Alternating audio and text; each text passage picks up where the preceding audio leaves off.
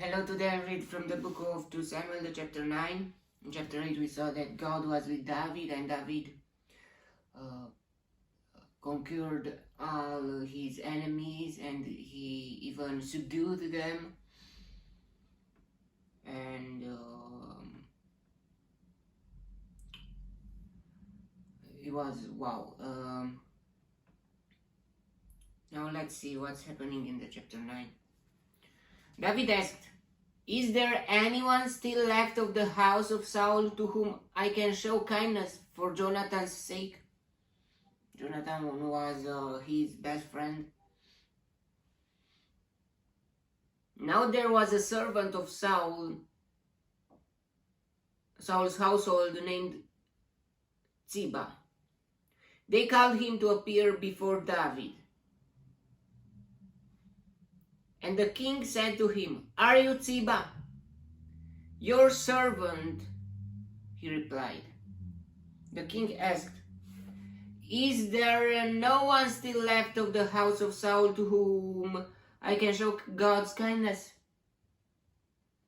Ziba answered the king, "There is still a son of Jonathan. He is crippled in both feet."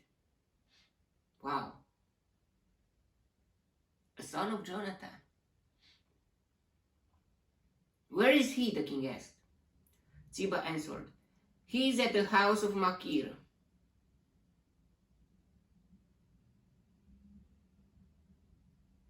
Son of Amiel,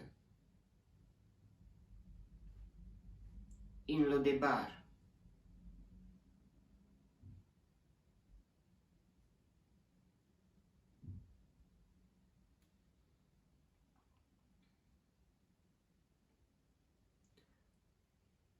So King David had him brought from Lodebar, from the house of Machir, son of Amiel.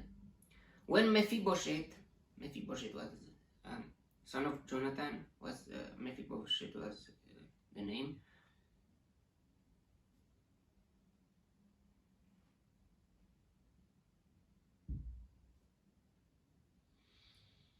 When Mephiboshet, son of Jonathan, the son of Saul, came to David, he bowed down to pay him honor. Wow, and he bowed down, but he was crippled in both feet. David said, "Mephiboshet, your servant," he replied. "Don't be afraid," David said to him, "for I will surely show you kindness for the sake of your father Jonathan. I will restore to you all the land that belonged to your grandfather Saul, and you will always eat at my table." Mephiboshet bowed down and said, "What is your servant that you should notice a dead dog like me?" David, I think he remembered the oath between him and Jonathan.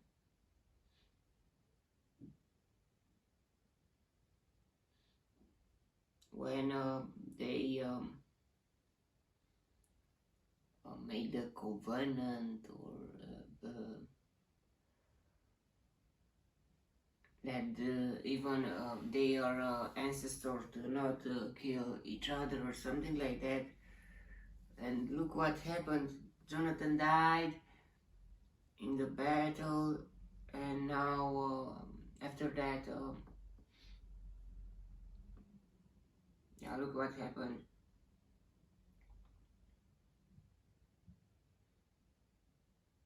It was something like that. I don't remember exactly, but they made an oath.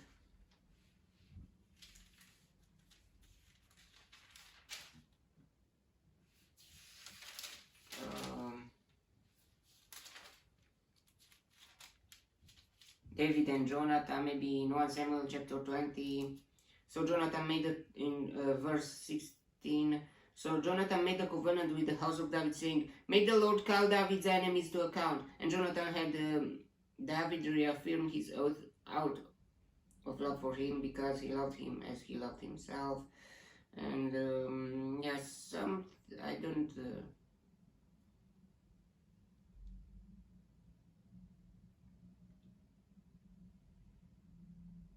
maybe it's somewhere there.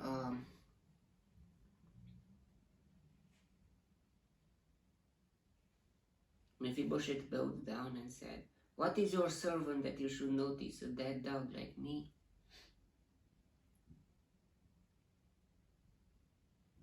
He didn't thought of himself that he should be the king or something like that. He was very dead dog like me. Then the king summoned Ziba, Saul's servant, and said to him,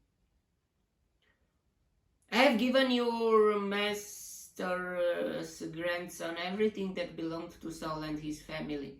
You and your sons and your servants are to farm the land for him and bring in the crops, so that your master's grandson may be provided for." Grandson. "And Mephiboshet, grandson of your master, will always eat at my table." Now Ziba had 15 sons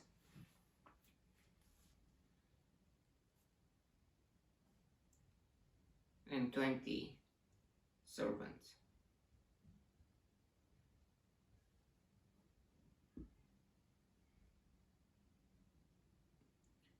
Then Ziba said to the king, "Your servant will do whatever my lord the king commands his servant to do." So Mephiboshet ate at David's table like one of the king's sons. Mephiboshet had a young son named Micah.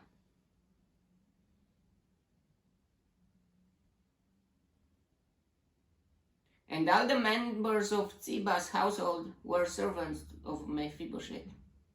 And Mephiboshet lived in Jerusalem because he always ate at the king's table, and he was crippled in both feet. David showed kindness to Mephiboshet.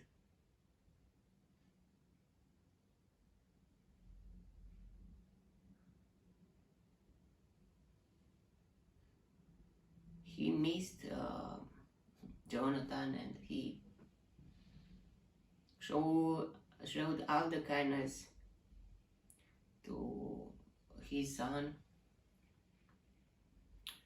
And yeah, it's a sad story. I mean, like, yeah, wars and dead people, and it's not nice. Okay, that was the chapter. What we can learn from here is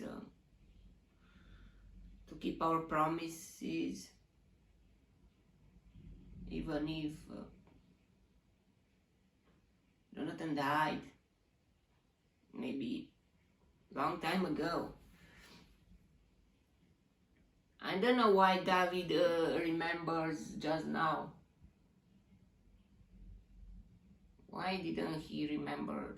Yeah, maybe there at the first time it was there was a fight between their houses, the house of David and the house of Saul, and yeah, but he didn't forget, and it's a good thing.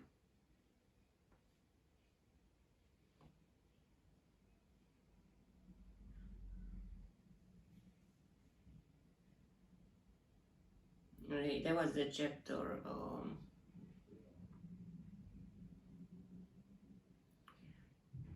Mephiboshet didn't have ego of himself that I should be the king.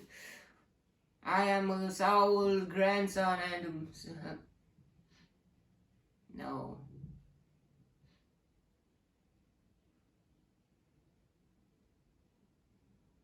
Okay, that was the chapter. May the God bless me, protect me, and delight me in the next chapter to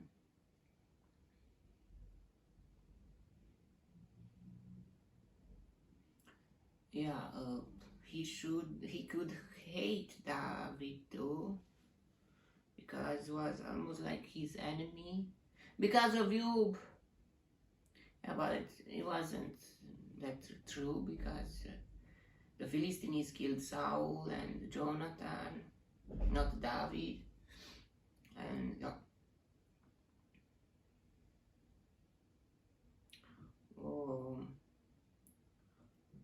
we must think like that. Why David hadn't enough courage in the fight with the Philistines and the Israelis to go there? Yeah, the Philistines didn't want them that he to be there. He should break those promises, and he should go and fight, and maybe that would be a bit, but we don't know. I mean, if Jonathan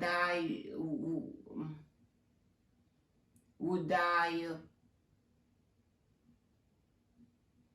in the battlefield with David too. I mean, not against David and Jonathan against each other, but the Philistines. I mean, it was a war, and you don't know who will die on the battlefield.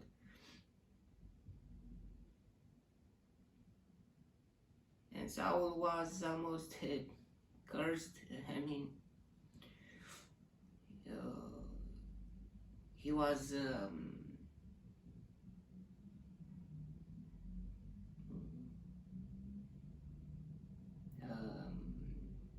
waiting to die or something like that. I mean, because he went to that witch. And okay, that was the chapter. May the God bless me, protect me, and delight me in the next chapter too. And if you want, you will see me there too. God bless you all, and goodbye.